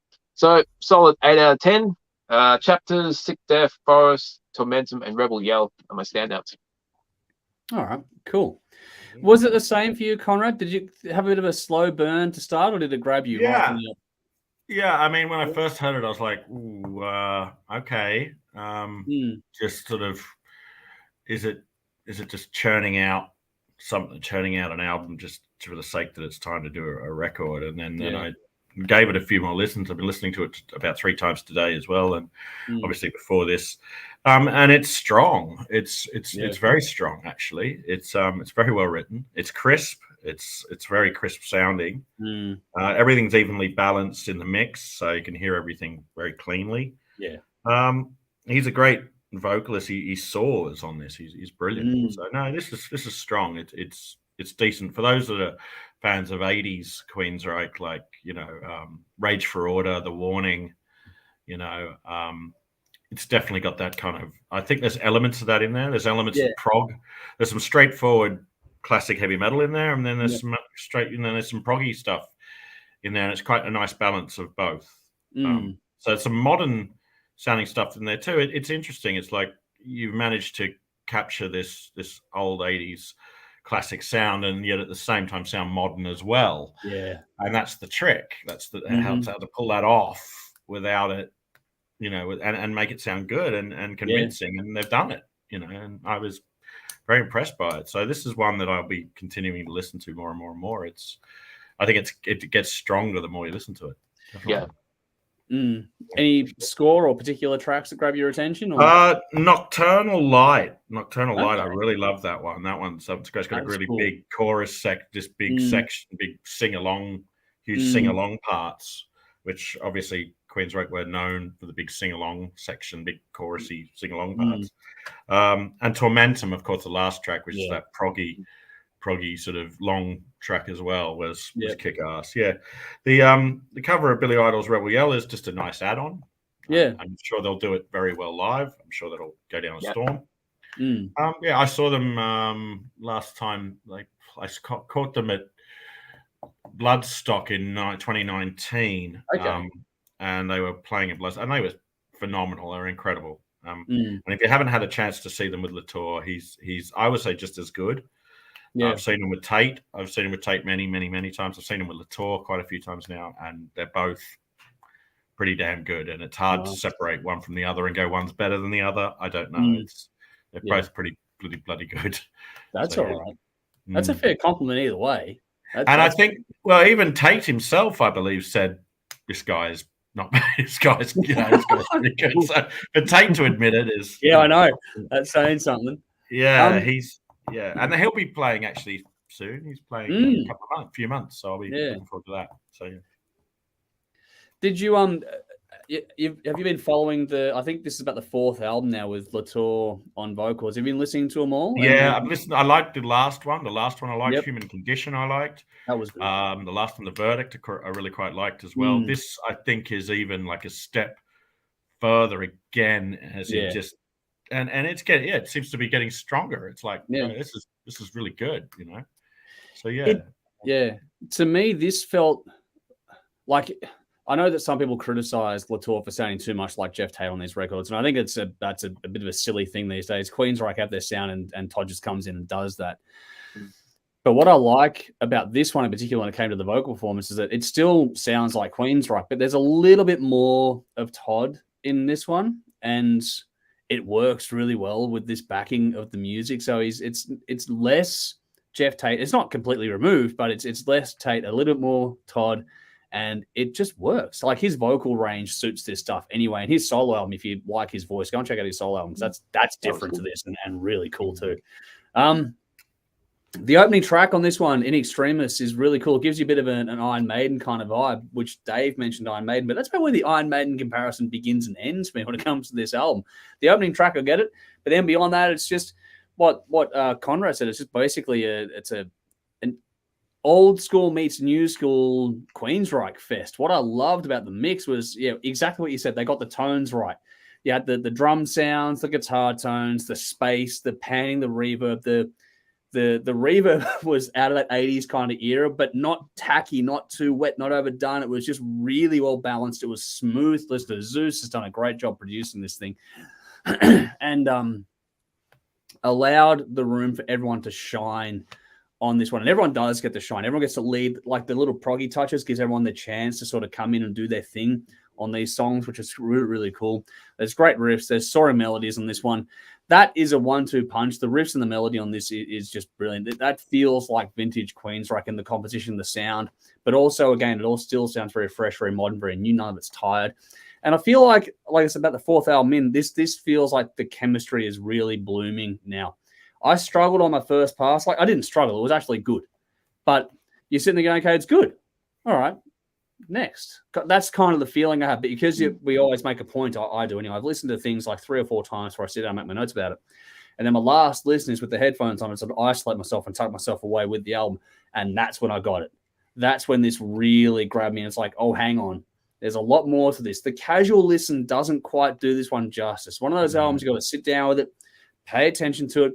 It's Queensrÿche. The performances are great. The songs are great. All that kind of stuff is there. But the way it settles on you when you just tuck yourself away and focus on this one is something else. That's when the lyrics come through. The stories are great. The emotive weight in the songs, the composition, the vocals, the notes. There's a lot of emotion in these ones. It just drags you into the storytelling here. The atmosphere. Just that's the thing that you really notice most when you listen to it in the deep dive. It's just the atmosphere, the whole thing, the feeling of it, the way it shifts from song to song, the whole journey of it. So much more gripping on the focused listen. Great energy, great tempo across this one too. That the changes between songs and in the songs gets that proggy element back. You're getting some of those. The chops are on display. The different patterns of timing and rhythm changes. That was really cool too. You got tracks like Nocturnal Light, which brings some nice swing and groove to things, which is really, really cool. A lot of this that we're talking about allows, what I found is that when you start to listen on your second pass, even the hooks from the first time you've heard it actually stuck in here. So the second time you hear the song, you'll know it. And then the third time you know it more, and then so on and so forth. And by the time you sit down and listen to it properly, you know these songs pretty much inside out. The hooks really do stay with you on this one. It's really cleverly written. And this is also a bit more accessible, I think, than a lot of other people might expect this to be. I know that some people, might or might not, get into Queensryche. I think a lot of people love this band, so there's not a shortage of fans for them, but just more accessible. Tracks like Out of the Black, one of those ones that almost anyone can really enjoy on any album. I think it was just a really well done track. Like Dave mentioned, Forest is a great ballad on this one. It's really well placed on the album as well, which is a nice touch there. A lot of this is really well thought out and presented. It's really, really well done. I think that the comparisons should kind of stop now. This is very much a band of its own right. I feel like the chemistry is clicked. I think this one is, if not their best, it's certainly up there with their best with this lineup in this band, or with the vocalist. It's a different lineup this time around, but the vocalist, definitely one of the better ones with Todd out there as well. The cover of Rebel Yell at the end is interesting. I'm not quite sure it fits onto the album per se. It is a nice little addition. It's one of those ones you just randomly have. I'm glad it's at the end of the album, not in the middle of the album. If it was in the middle of the album, it would have made no sense at all, kind of thing. So just tacking it on at the end was a smart thing. I thought they did a really good job with just where they placed it. And it would have been even better, as a bonus or a standalone thing or whatever else. But they did a very, very good job of it. What I liked about it is how they managed to stay faithful to both the original and their own sound, which sounds weird, but they pulled that off. And that's tricky. So well done just by doing a very, very good job with it. I think fans of the band should be pretty bloody happy with this record from top to bottom. It's an hour of really good music it doesn't get you on the first pass. It's the same thing for all of us, which is actually pretty cool. Like, if it doesn't grab you first go, stick with it. It does really reward you. I've given it an 8.5 out of 10 for now, but I reckon between now and the end of the year, my score could go much higher than this. It's just one of those ones that's going to grow on you more and more the more time you spend with it. So 8.5 out of 10. Nocturnal Light, In Extremis, and Sick Death for my standouts on this one there. So very, very good album. I really, really did enjoy this one quite a bit. So thanks for pushing for us to review this one. It was actually one of those ones that you're glad doesn't slip beneath the cracks, because we get a lot that slipped through the cracks here. So Really, really glad. So thanks, Conrad. Really appreciate. No, I thought you guys would have been all over it. So I thought you Would guys have would have been. been on that, and I would have been like, oh, that's probably we've already done. We've No. already got that sewn up. You know? No, it was a case of at that point in time we were off. I was off doing things for Jodie's birthday, kicking around with that sort of stuff. Yeah. So I didn't have time to sit down and do anything. So it was just opportune that I knew you wanted to do it, and we had things. We were doing a revamp of stuff, and it's like, okay, let's bring it in a couple of weeks, and we'll just. Well, yes, it was a new release. I Yeah. thought, you might, if you hadn't already had gotten to it, then it was just an idea, of which I'm glad you took me up on. Thank you. I'm more than happy to have you, man. More than happy to have you. It's really good. Well, thank you. Thank you for having me yet again. No worries. Before we let you go, just some comments. Hey, Dave? Always fun to have you, man. Yeah. Cheers, man. Thank you. Agreed. It's nice to come on the show. I like come on the show. Thank you. More than welcome. We will do it more. Don't worry about that. What we got just before you go, we got Nick here saying Thor, Only the Strong is a deadly album. All right. Oh, one Thor fan then. Yeah, no, hey, there's more than one. There's more than one because Jeff has gone knock him down. Thor, one to check out. Ghastly doesn't touch it. All right. Mark says new Queensryche is glorious. Rage for all. Rage for all vibes. Yes. There we go. Has grown into a Tate Dickinson combo. Behind the Walls is epic, and Tormentum has risen to be my favorite track, but the whole album is fantastic. So good to have Reich Mark III to love again. Nice. There's some big love for it. Awesome, Mark. Yeah. Rowan says, I'm a huge Queensryche fan. Been listening to the new album this week, and on first listen, I thought maybe it wasn't quite up to the previous album. But having let it sink in now, I think it's great stuff. It's a very uniform little thing here, isn't it? Yeah. BP's going Queensryche or Dream Theater. I'm saying definitely Dream Theater. Can't compare apples to oranges. It's a different thing. I'm going to go Queensryche personally. I'll go. Yeah, it's a different thing. It's not. It's too different. It's a bit like comparing Rush to Dream Theater. That would closer. make more sense. That's closer. Yeah. But Queensryche's its own. Dream Theater. What else you got? No, I'm saying you can't compare the two. I like them both. They toured together, actually. They did a co-headlining tour together. Okay. Yeah. A few years back, they did a co-headliner through the States, I think it was. And I think they swapped the position around each night. Who closed cool. Each night. Yep. But what a tour that would have been. That would have been an amazing tour. With special. Queensryche and Dream Theater together would have been a pretty incredible tour, yeah. Been phenomenal. Bootleg somewhere of that. Of course you do. Of course you do. Fucking hell. You know the bootlegs you've got. Bootleg king over here. No. If he loves a band, he goes and finds everything. What do we got here? Rowan says it's very rage order, perhaps even a little too much at times, but that's not a bad thing. There we go. Jeff says, I think that of all the Latour albums, this could be the best. It's very slow burner of an album for me, very different yet very familiar. I think this will be one to revisit down the road. Nice. I like how we're getting a lot of the same feedback here. I feel it is closer to Rage for Order than okay. I got Rage for Order vibes on it. Yep. Definitely. There's an element of that in there. Without the quiffs. Todd Latour needs to rock that quiff. Oh, wow. Queensryche meets Something About Mary. Anyway, we get Todd Latour with a big quiff. Yeah, that would be interesting. Get the big hair going. Get the big 80s hair going. I wouldn't mind seeing just a parody video just for the fun of it. Just to get the spandex out and see how it all goes again. That'd be just fucking interesting. Yeah. They can do it for their OnlyFans account. Ben says, Dave, don't forget the first two Queensryche albums, The Warning and Rage for Order. There we go. So we're talking about Rage for Order there. Darren says, liking this, great musicians, and Todd Latour is brilliant. Nice. He's also gone Latour solo album is not to be missed. Freaking awesome. And here we go.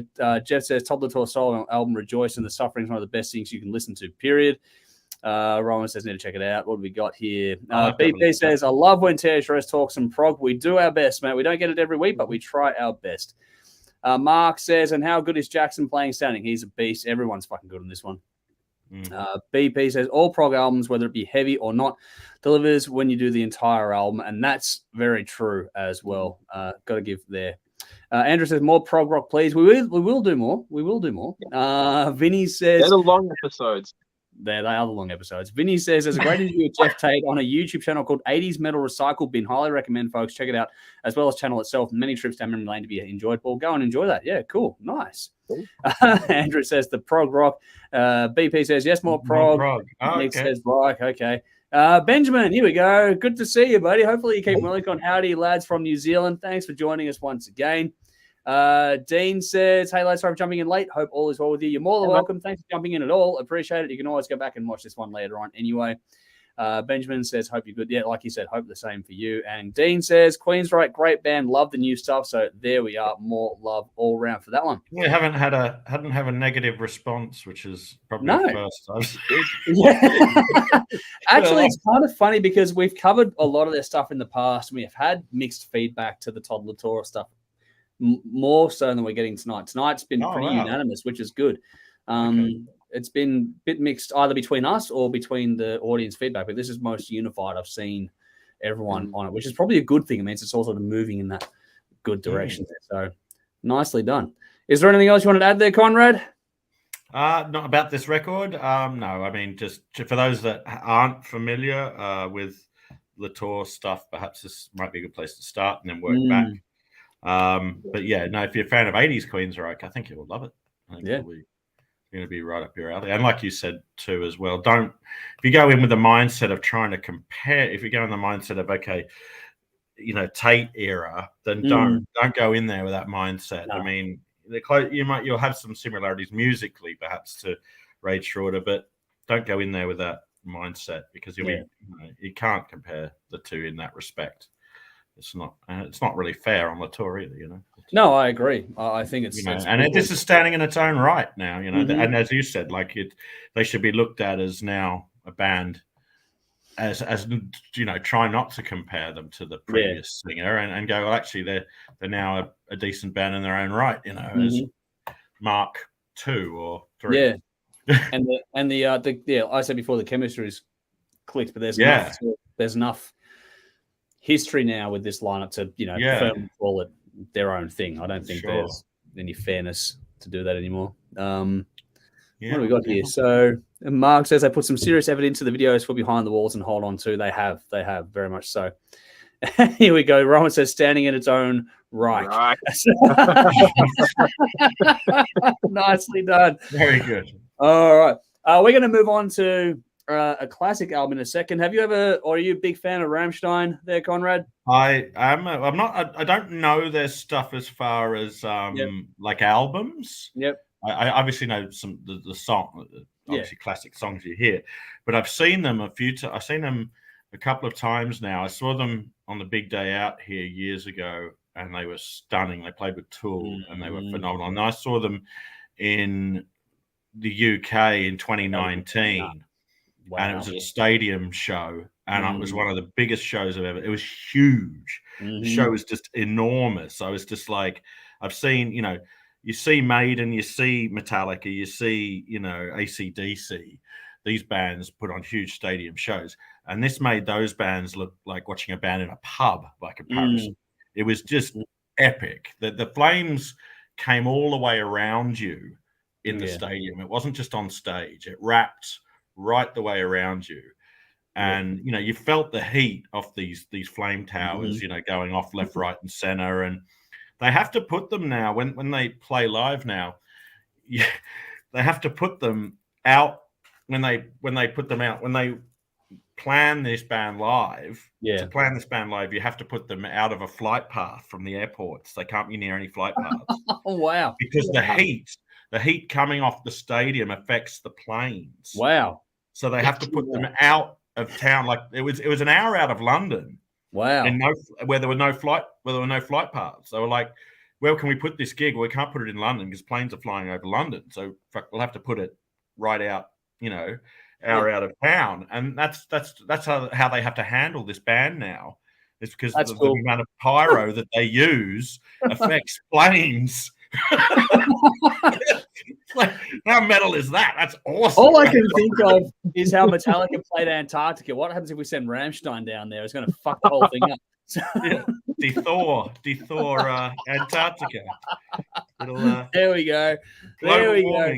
Global warming for Antarctica. Yeah, melts the ice. No, it was. I mean, and it's great. I mean, as a live spectacle, phenomenal. But I won't say I'm that familiar with their stuff. No. But I mean, any opportunity to go see them again, jump at the chance. Because they're just such a great live show. Yeah. Awesome. Cool. Well, we'll jump off, or we'll let you jump off. Sorry, we'll go and finish off this thing here tonight. But thank you so much for joining us again, Conrad. It's been an absolute pleasure having you on. We'll set up another one in the next few weeks, I'm sure. Be good to have you again. Are you guys out and about? Any gigs? Can't you guys going to any shows or any shows coming up you're going to see?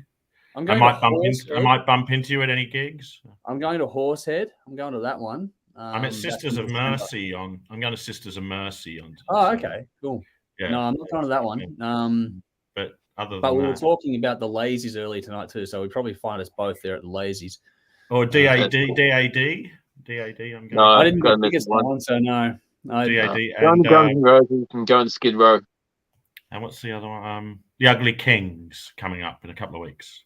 Okay, now that I'd have to go and see. Ugly Kings at where's that? That's at Westwood in a couple of weeks. So, Ugly Kings are very, very good. They are a great fucking band. They're great band. So you might see me there.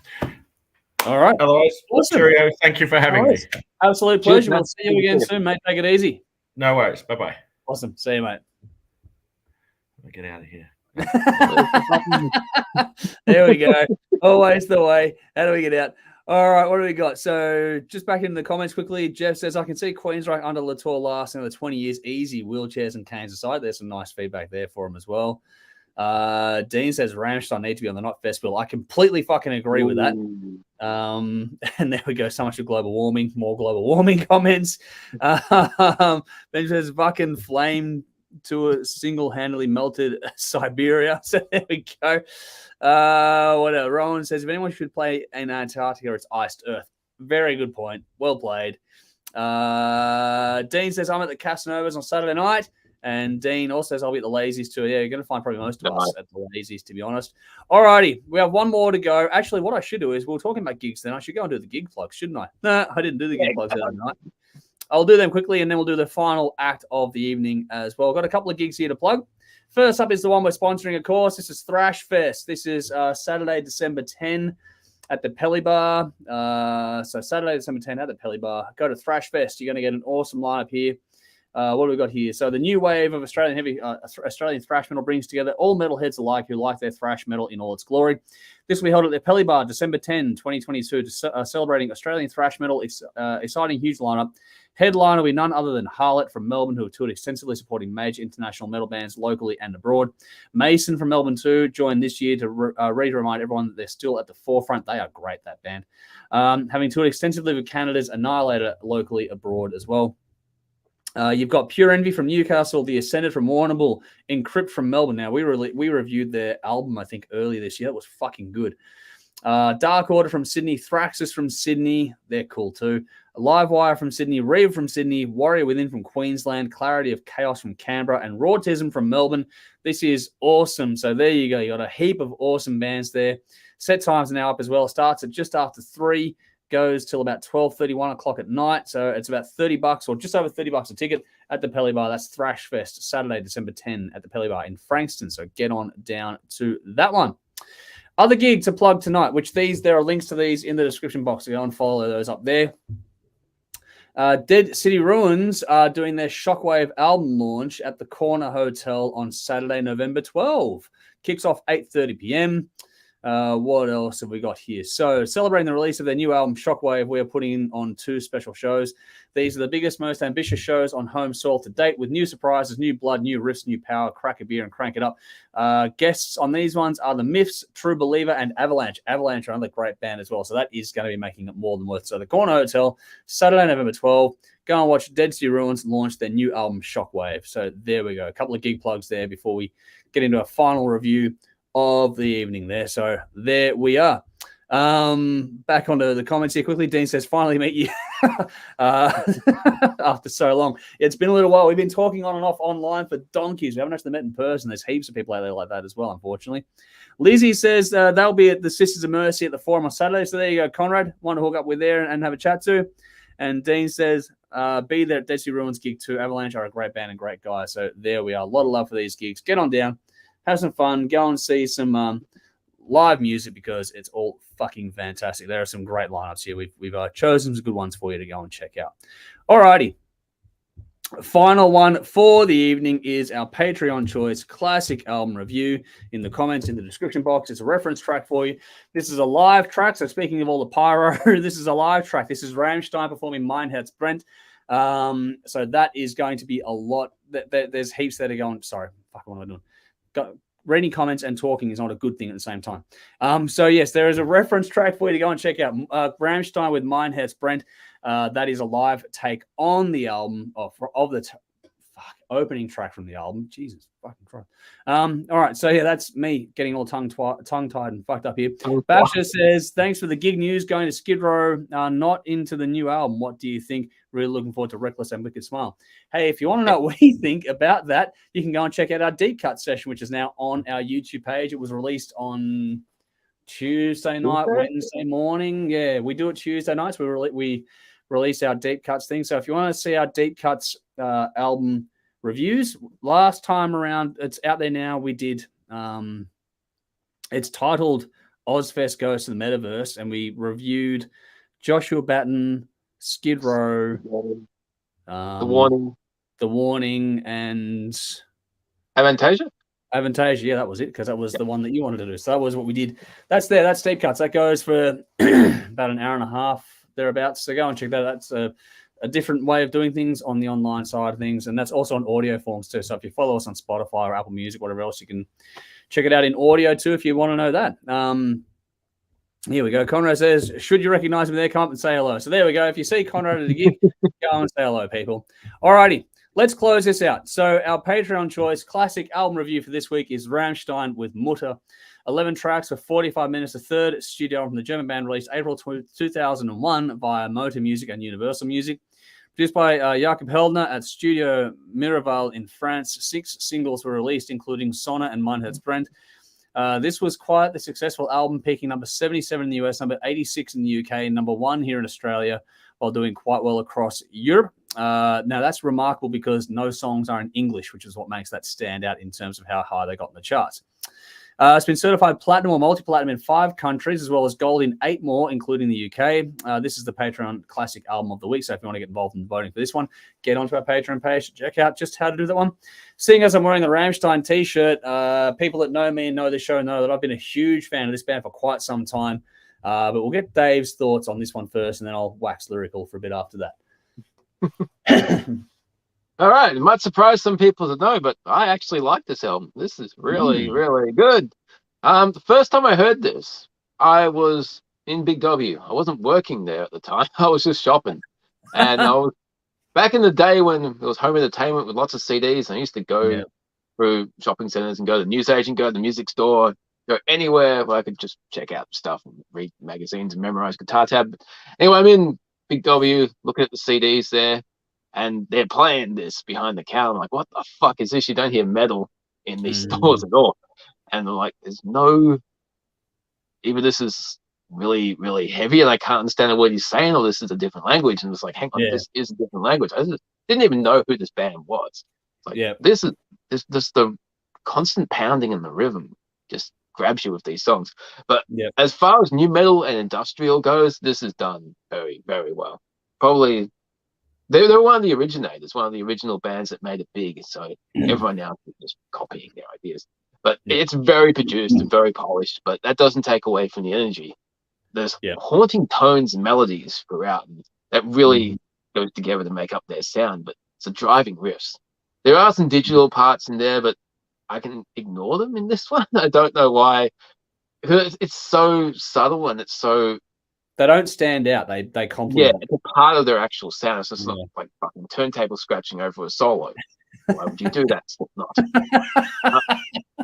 There's kind of a solo in some songs. It's more of a harmony line. Just they're not shredding. They're keeping it very contained within a few notes, and it works for the overall rhythm. I don't know any German at all, and it doesn't matter at all because you can still enjoy these songs because the singer has such a unique tone. And his delivery makes it interesting to listen to. And unlike Screamo, which is incoherent, these still sound like words. something about his haunting enunciation of how he does his syllables and his phonics. Yeah. But it's also fun when you're listening to try and come up with English words of what he's saying.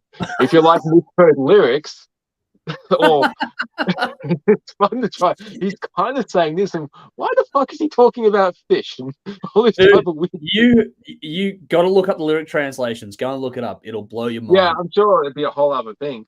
But it will be. it's just a weird way of how people's brains works, because mention the screamer stuff that doesn't sound like phonics and the way people talk. When they had the backwards messages trials and the Judas Priest thing back in the 80s, people want to try and understand words and sounds, so they'll come up with the closest thing that sounds like a sound, and it's just very easy to do with this. I mean, this probably has some crossover appeal too. You could probably dance to it if that's your thing. It's not mine, but you could dance to it. You could bang your head to it, but you could also just sit and enjoy the haunting feel. Itchville has a very ghostly tone to that. I like that creepy shit. That just really appeals to me. And there's this cool riffing throughout.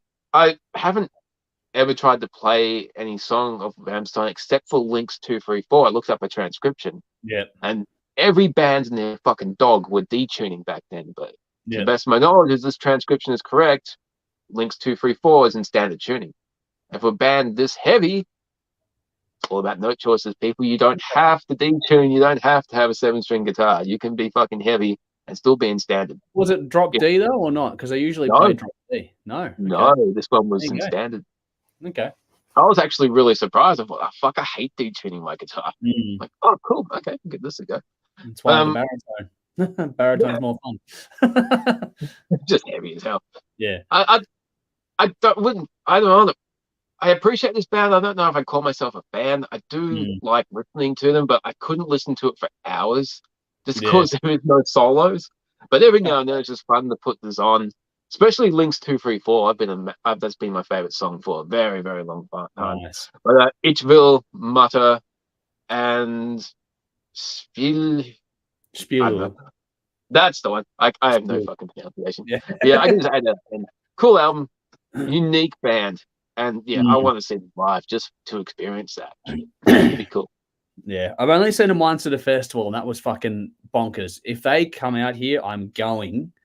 If I have to, I don't care what I have to do, I'm going.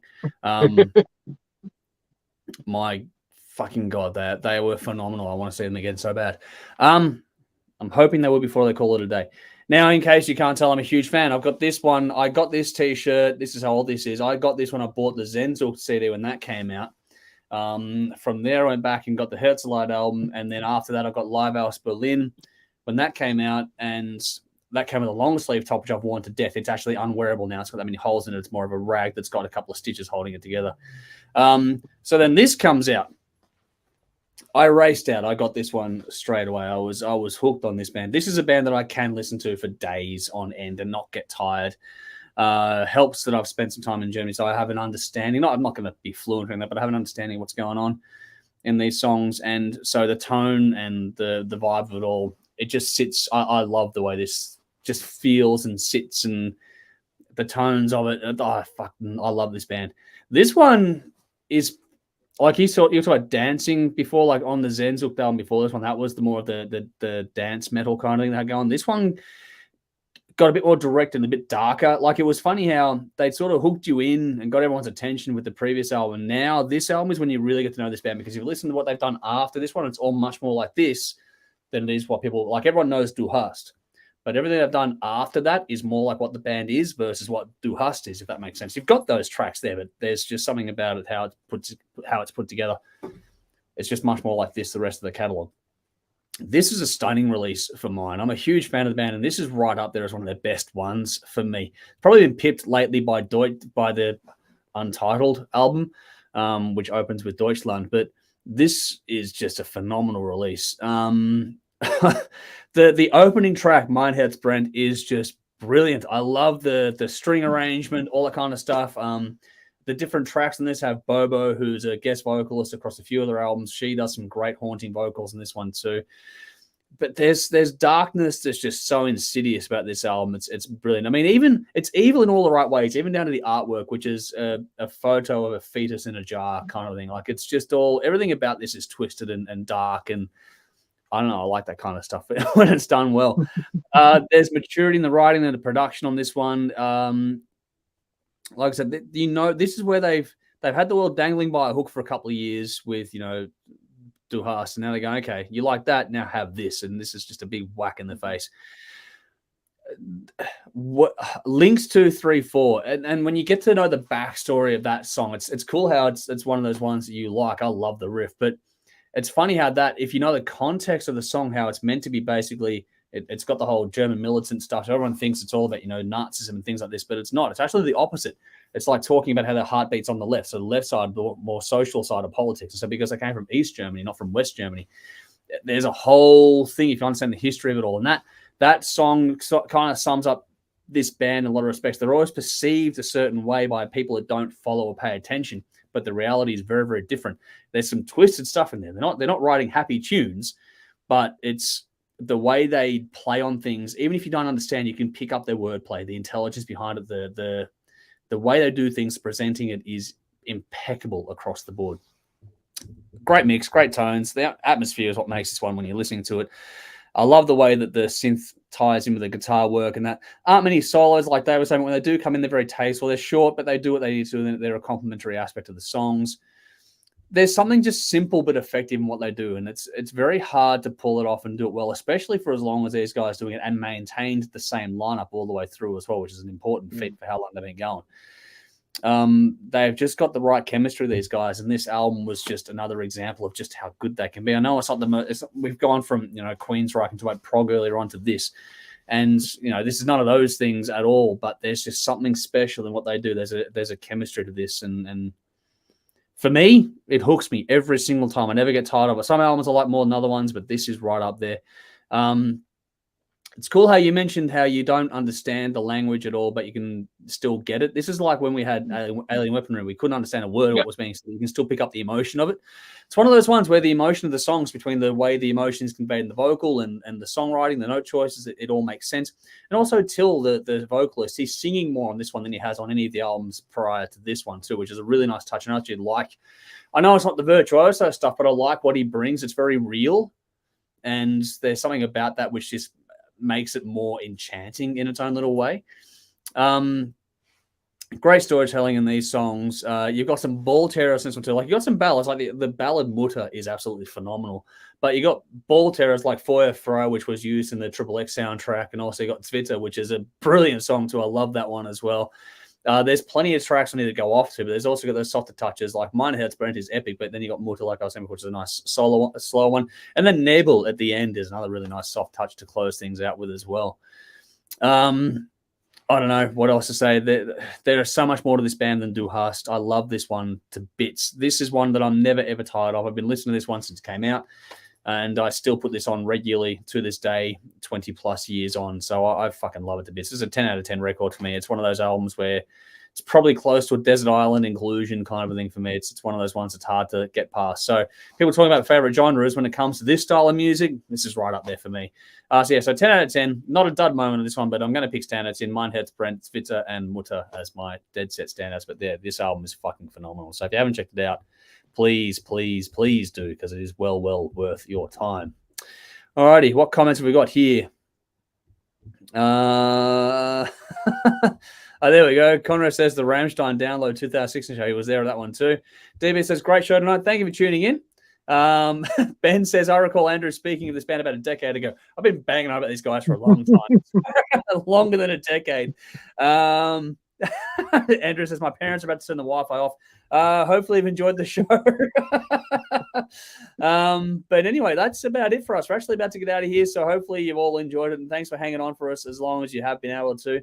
A big thank you to some special Patreon supporters here in TC, Sonia, Lee, Bell, Conrad, Jeff, Jason, Brendan, 16x9, Marty, Sam, Trash, Carolyn, Gwyneth, Andrew, Daniel, Man Family, Adam, Darren, and Vinny Vincent. Another one there as well. Got some great Patreon supporters there too. Thank you so much for your support. Like I say before, all the links you need to know about following us and checking out all the clips or things we talked about tonight, It's all in the description box. Go through and check those out, including our Patreon page and our Discord and everything else in there too. So just jump in, find us wherever you prefer to, and like, follow, share, subscribe, all the usual stuff. It all helps us out. Getting involved in the comments is great. Good to see some regulars and some newer faces in here as well tonight. Really appreciate your company. And do the same thing. Check out our fantastic sponsors. Their details, just like ours, are in the description box. So a big thank you to Squid Ink Screenprinting, Alt-Cvlt Rockstar Finance as well. Just give them a like or a follow. Helps us, helps them. Does all the things, that make the world go around when it comes to creating content like this. Like I was saying, we are on TV, so Thursday nights at 10:30 p.m., so a few minutes away now on Channel 44 in Adelaide, local time, and on 10:30 p.m. in Melbourne, Channel 31 on Saturday nights. You can watch both of those channels on the local networks on TV or anywhere you want via the CTV Plus app or at ctvplus.org.au. You can tune in there at those times for a simulcast effect. We have our next live stream next Thursday. We'll drop a Deep Cuts episode on Tuesday night, I think, coming up. Dave, what was your choice for the Deep Cuts? It was Five-Finger Death Punch. Yep, cool. And my choice is going to be Orianthi, believe it or not. And the Aussie band is, we referenced it before, is the Shockwave album from Dead Sea Ruins. And I think we'll add the fourth one there. Therion dropped an album last week, so I think we might give that one a go and see how we go with that one. Got a lot of stuff coming up. Hopefully do a WASP deep dive a bit toward the end of the year. We're getting close to the end of the year now. We've got some other stuff, so make sure you follow our socials. There's a lot going on we want involvement in when it comes to choosing TV stuff and other stuff before we wrap up the year as well. I think, that's about it at the moment for that sort of stuff. TV will be interesting. And then at the end of the month in November, our TV 2-hour special presentation is all that cover songs. That's coming up very, very soon as well. But I think that's about it. If you want to get in contact with us, the best way to do it is email. That is in the description box as well, so hit that up too. But before we get out of here, as always, we do have some comments quickly. Let's get to them. What do we got? Darren says, never grab me. There we go. Well, that's Rammstein can do that for some people. It doesn't grab everyone. That's fair enough. Jeff says, night, lads. Great show as always. Thanks for joining us. Darren says, great show. Have a good one. Nicole says, thanks, guys, for the chatter and the music. Nicole says, "Oh, 5-Finger Death Punch." There we go. Jeff, yes, we're getting to the bin in a second. We are getting to the bin. Don't worry. I haven't forgotten this week. Last week I forgot. This week I haven't forgotten. And back to another great show. Always enjoy the reviews, the battles, the bin, the fun, and the motto. Drink up and rock on. Fuck yeah. We'll get to the motto in just a second. Before we do that, Dave, here it is. People are asking for it. What's in the bin? Right. I'm going to have my Grandpa Simpson moment and yell at the cloud. There are too many streaming services these days. Please eliminate some. You see a preview for something that looks cool, just like, oh, fuck, I don't have that one. And I'm not getting a streaming service just for one show. So I'm going to go to the torrent sites. Come and get me.